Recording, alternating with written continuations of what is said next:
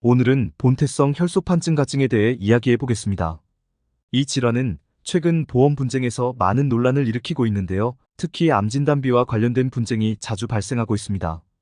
오늘은 그 원인과 해결 방안을 쉽게 설명드리겠습니다.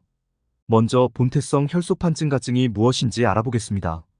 본태성 혈소판증가증은 드문 혈액 질환으로 혈소판 수치가 비정상적으로 높아지는 것이 특징입니다. 세계보건기구 WHO의 기준에 따르면 이 질환은 혈액암의 일종인 골수증식성 질환으로 분류됩니다. 그런데 문제는 보험약관에서 이 질환을 암으로 인정할 것인지가 명확하지 않다는 점입니다. 이로 인해 보험사와 가입자 간의 해석 차이가 발생하고 분쟁이 일어나는 주요 원인 중 하나가 되고 있습니다. 두 번째로 중요한 논란은 가입 시점에 따라 달라질 수 있다는 점입니다. 본태성 혈소판증가증이 암으로 분류될 수 있는지는 보험계약이 체결된 시점의 약관과 진단, 가이드라인에 따라 다를 수 있습니다.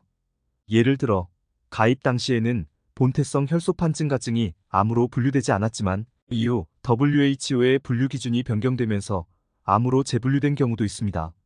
가입자는 이를 근거로 암 진단비를 청구할 수 있지만 보험사는 계약 시점의 약관 기준을 고수하며 지급을 거부하려는 경우가 많아 분쟁이 발생하게 됩니다. 또 하나 중요한 부분은 병리학적 확진 가이드라인입니다. 본태성 혈소판증가증은 골수증식성 질환으로 분류되지만 그 특성이 명확하지 않을 때도 있습니다.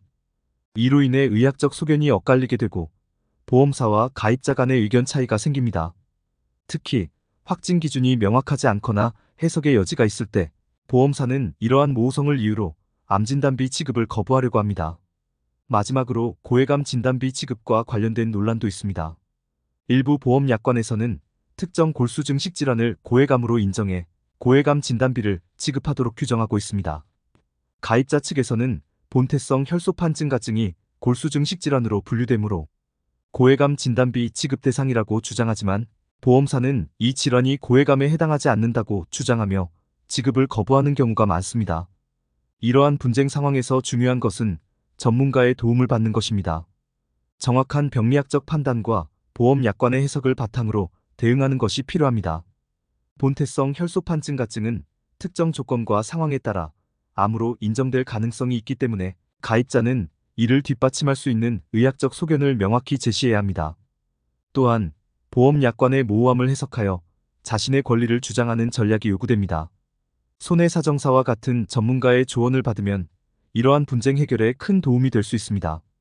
결론적으로 본태성 혈소판증가증과 암 진단비 분쟁 사례는 보험 약관의 모호성, 병리학적 분류의 변화, 그리고 보험사의 지급 거부 전략이 얽혀 있어 복잡한 양상을 보입니다.